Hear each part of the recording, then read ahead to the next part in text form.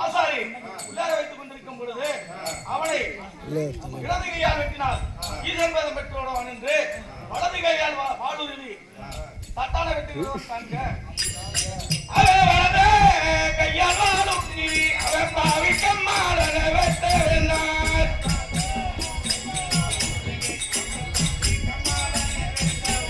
அவன் தட்டா தாயும் புது தட்டிய காலி நம்ம துருவே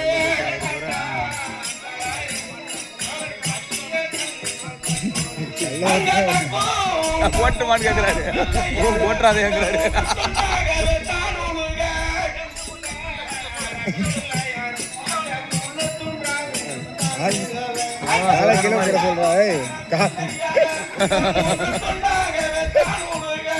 ஆசாரி